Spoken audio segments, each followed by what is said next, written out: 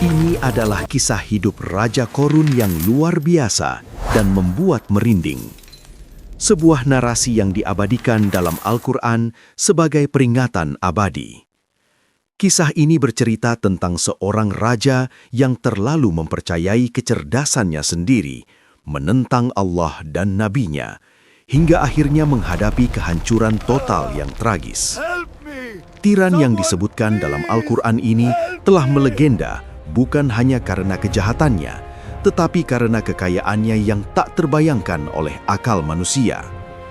Ia adalah penguasa terkutuk yang membutuhkan ratusan unta dan sekumpulan orang-orang kekar hanya untuk memikul kunci-kunci gudang hartanya, belum termasuk isi gudangnya itu sendiri. Namun kisah ini tidak berakhir di masa lalu yang jauh. Sebagian dari jejak hartanya yang tertinggal, yang baru ditemukan kembali dalam beberapa dekade terakhir, masih ada hingga hari ini. Namun auranya tetap diselimuti kegelapan misterius. Apa yang terjadi pada mereka yang berani mengusik dan menemukan harta terkutuk itu akan sangat mengguncangkan jiwa Anda. Kutukan masa lalu tampaknya masih membayangi emas-emas tersebut. Di manakah harta terkutuk itu sekarang? Dan pelajaran mengerikan apa yang bisa kita ambil? Sebelum kita membahas temuan harta karun atau harta si Korun yang melegenda ini, mari kita telusuri dahulu kisah awal sang pemiliknya. Dalam tradisi Islam, sosok ini dikenal dengan nama Korun, sedangkan dalam literatur barat dan kepercayaan lain, ia disebut Korah. Sementara posisi manusia terkaya sepanjang masa tak diragukan lagi dipegang oleh Nabi Sulaiman dengan kerajaannya yang agung, tidak ada individu lain yang pernah mendekati level kekayaan pribadi Korun, bahkan hingga detik ini. Saking melimpahnya harta yang ia miliki, ribuan tahun kemudian namanya terabadikan dalam bahasa Indonesia. Frasa harta karun digunakan untuk menggambarkan temuan kekayaan yang terpendam dan sangat besar. Namun Korun tidak terlahir dalam kemewahan. Sebelum mencapai puncak kekayaannya, Korun dikenal sebagai orang yang sangat miskin, bahkan termasuk yang paling papa di antara kaumnya. Dikatakan bahwa ia adalah sepupu atau kerabat dekat Nabi Musa dan memiliki hubungan yang sangat erat dengannya.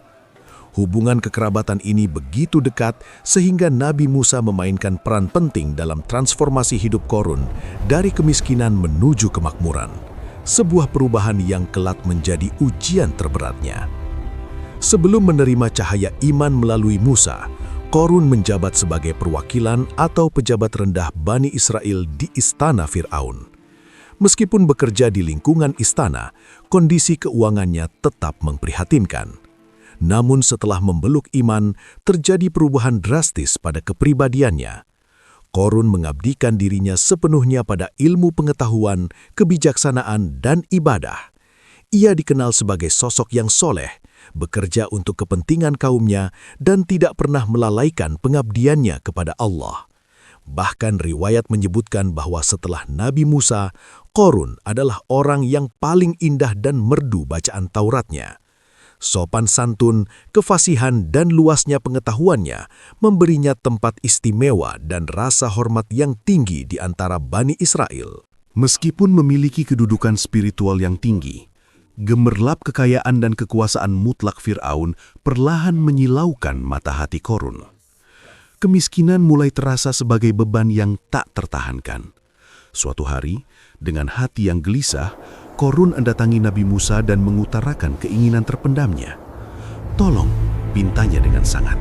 "Engkau adalah kekasih Allah dan dekat dengannya. Doakanlah aku agar menjadi kaya raya. Aku sudah lelah dengan kemiskinan ini." Nabi Musa awalnya ragu-ragu dan enggan memenuhi permintaan tersebut, khawatir kekayaan akan merusak kesalehan saudaranya itu. Tetapi Korun terus mendesak. Ia berargumen bahwa ia telah berhenti bekerja untuk Fir'aun yang zolim dan tidak lagi menindas orang-orang. Ia kini menjadi pengikut setia Musa. Korun memohon lagi dengan janji manis. "Tolong bantu aku menjadi kaya.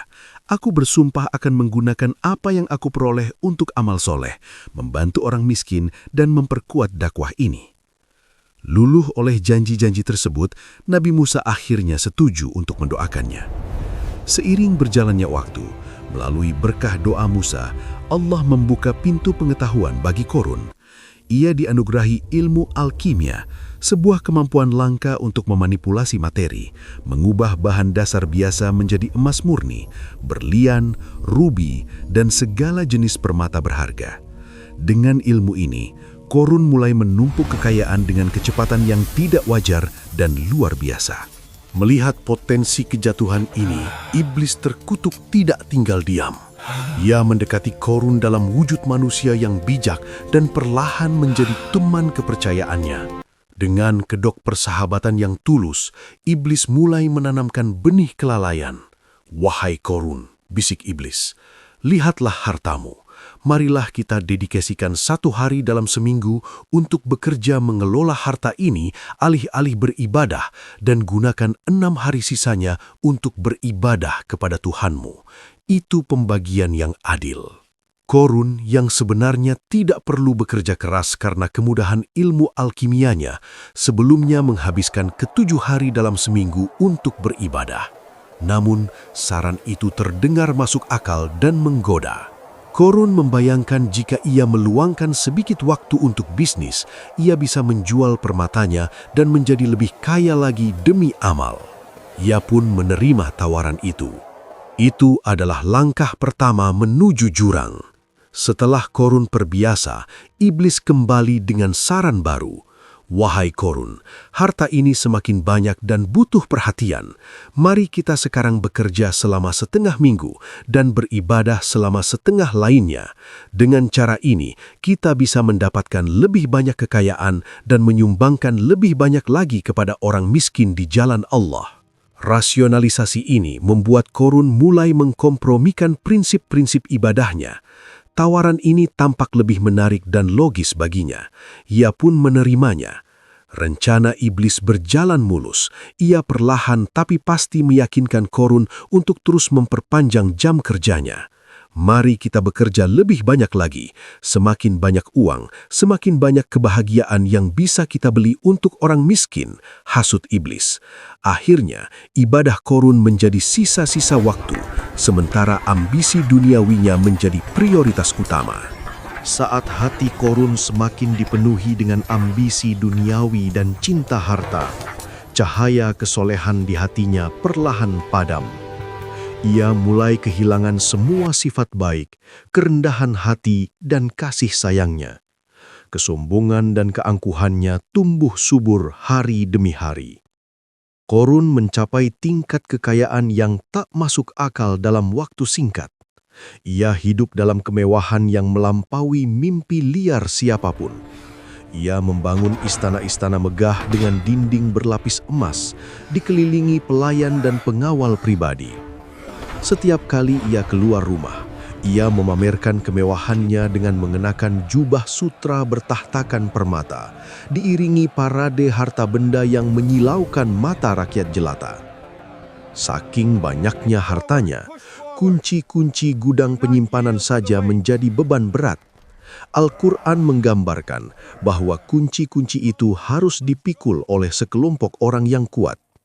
Bayangkan, jika kuncinya saja seberat itu, seberapa besar harta yang dijaganya.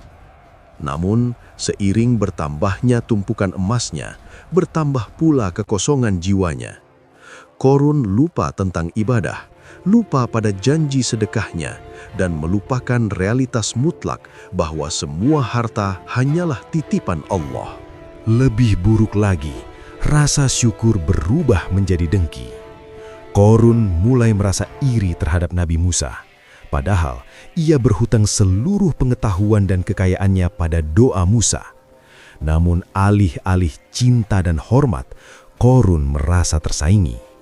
Di mata Korun yang telah buta oleh ego, rasa hormat dan kepatuhan yang ditunjukkan Bani Israel kepada Musa seharusnya menjadi miliknya karena dialah yang paling kaya dan berkuasa. Korun berambisi menjadi figur nomor 1 di mata kaumnya. Perasaannya mencerminkan kedengkian iblis terhadap Adam alaihi salam. Qorun memutuskan untuk melakukan konfrontasi terbuka guna menjatuhkan kredibilitas Musa. Pemicu utamanya muncul ketika tugas melakukan pengorbanan atau ibadah kurban dan kepemimpinan ritual ditugaskan Allah kepada saudara Musa, Harun dan keturunannya. Kedengkian tersembunyi Qorun meledak. Ditelan kemarahan dan rasa berhak yang tinggi, Qorun menantang Musa di depan umum.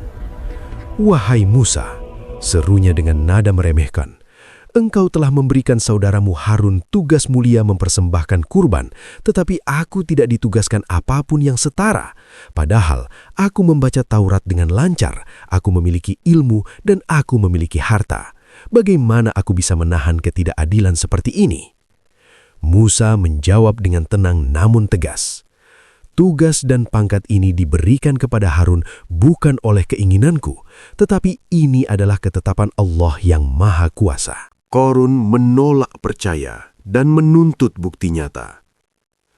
Untuk membuktikan kebenaran ilahi, Musa mengumpulkan para pemimpin Bani Israel dan meminta mereka membawa tongkat mereka masing-masing. "Bawalah tongkat kalian," perintah Musa. "Kita akan melihat tongkat siapa yang akan menunjukkan tanda kekuasaan Allah."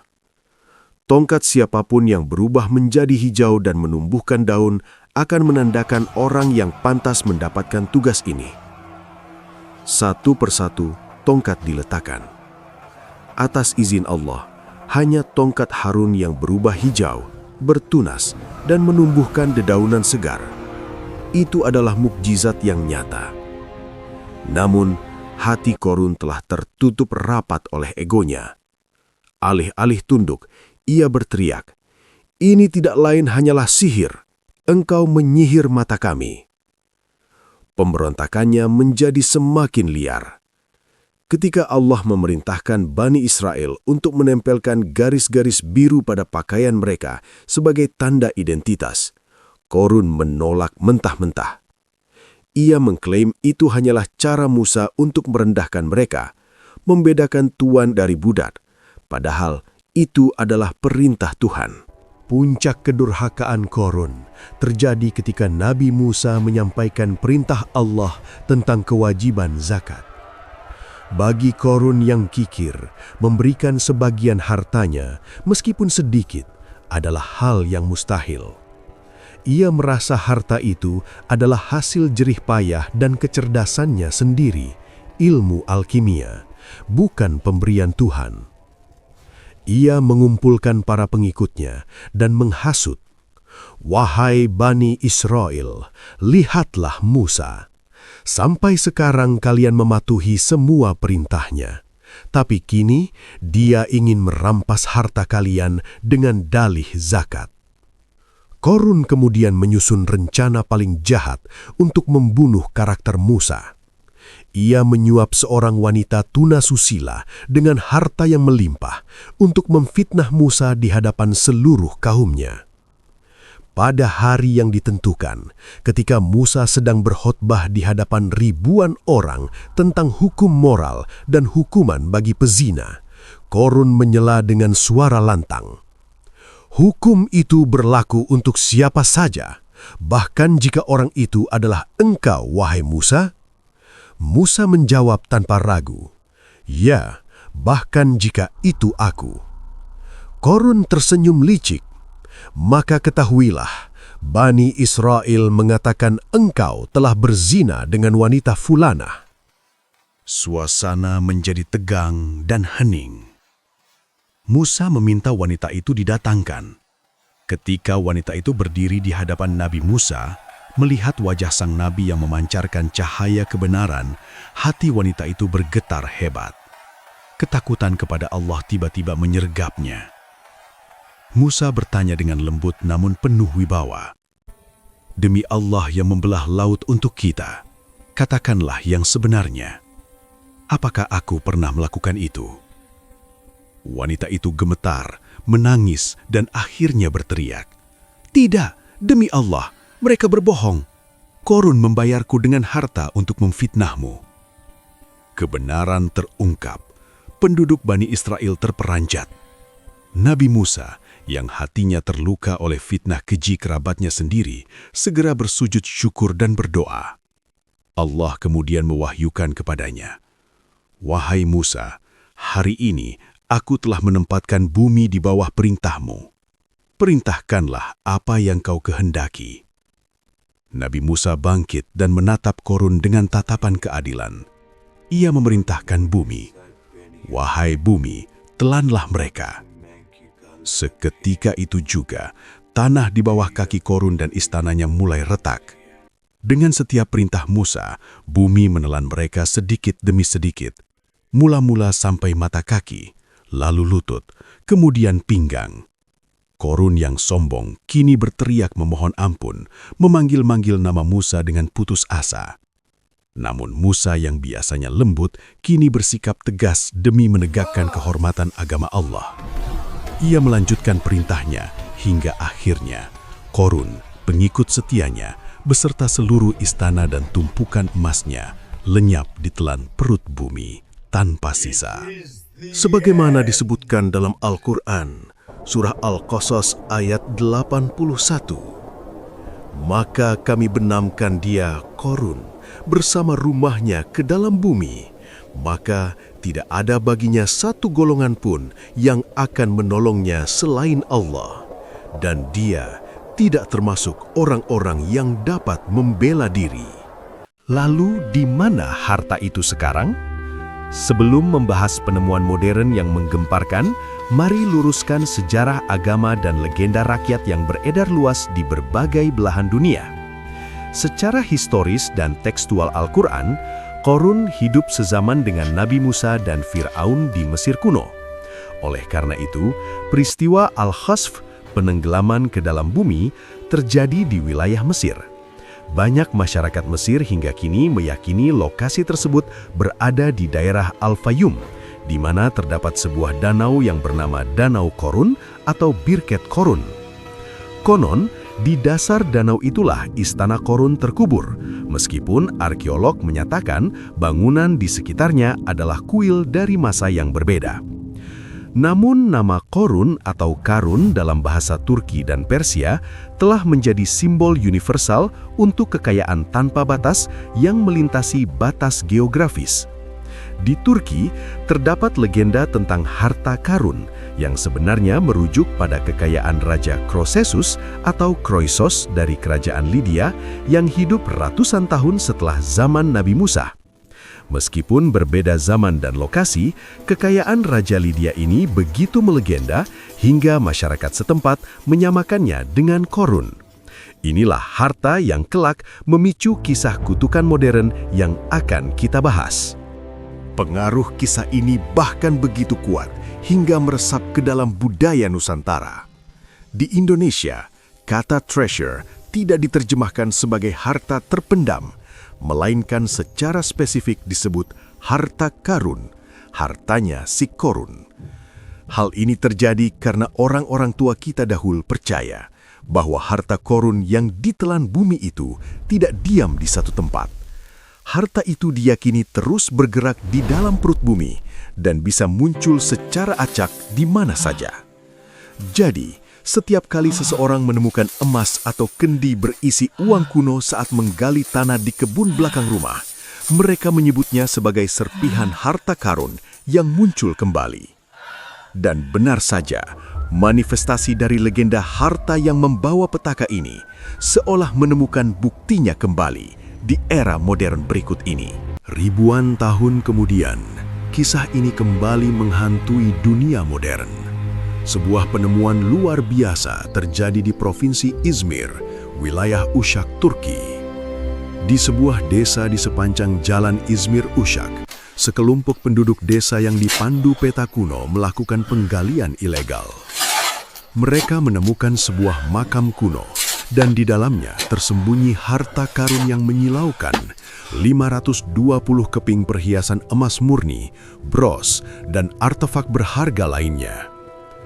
Harta ini diyakini sebagai harta karun Lydia, yang oleh penduduk setempat sering dikaitkan dengan legenda harta korun yang hilang. Penduduk desa tersebut, yang buta akan sejarah dan tidak menyadari kutukan yang menyelimiti harta hasil keserakahan itu, mengambil dan menjual artefak tak ternilai itu dengan harga murah kepada penyelundup.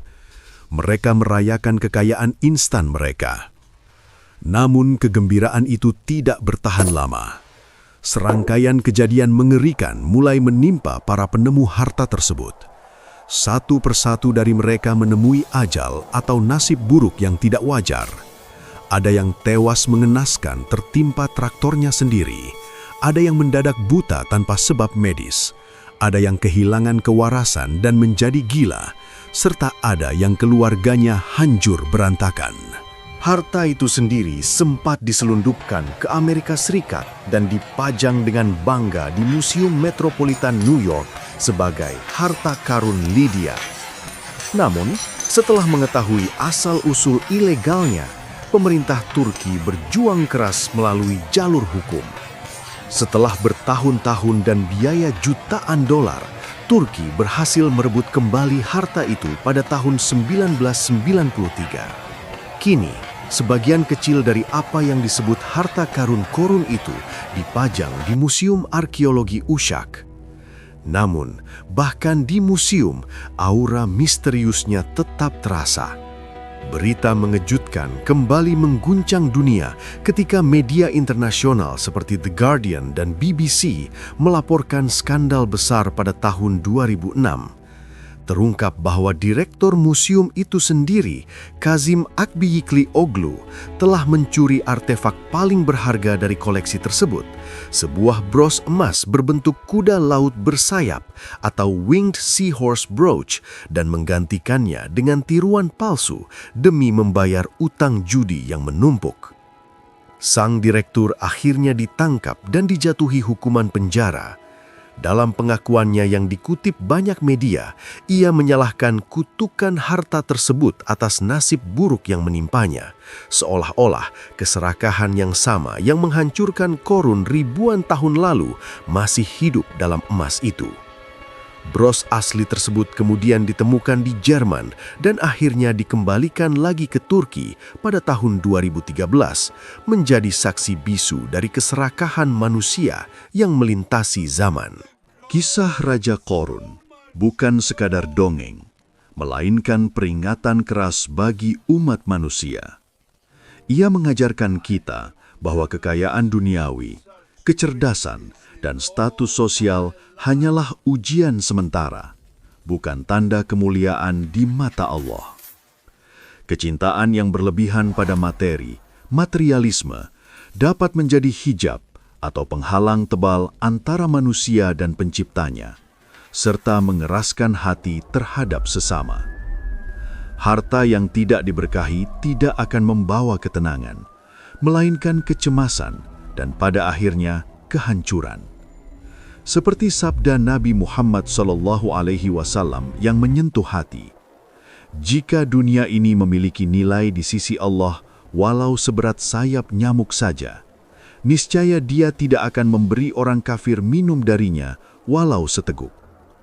Kekayaan sejati bukanlah banyaknya harta, melainkan kekayaan hati yang bersyukur.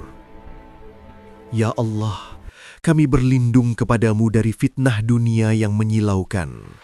Jadikanlah setiap rezeki yang Engkau titipkan sebagai sarana untuk mendekat kepadamu, bukan penyebab kelalaian dan kesombongan. Tanamkanlah rasa qanaah atau cukup dalam hati kami, dan jauhkanlah kami dari sifat kikir serta dengki. Bimbinglah kami agar senantiasa bersyukur, baik dalam keadaan lapang maupun sempit. Amin, ya Rabbal Alamin. Terima kasih telah menemani kami menelusuri kisah penuh hikmah ini. Jika Anda merasakan manfaat atau mendapatkan wawasan baru dari tayangan ini, dan jika hati Anda tergerak, silahkan tekan tombol like dan bagikan pemikiran Anda di kolom komentar. Dukungan Anda melalui subscribe akan sangat berarti bagi kami untuk terus berbagi kisah-kisah inspiratif lainnya. Namun tentu saja, lakukanlah hanya jika Anda berkenan. Semoga Allah senantiasa melindungi kita semua. Sampai jumpa di video berikutnya.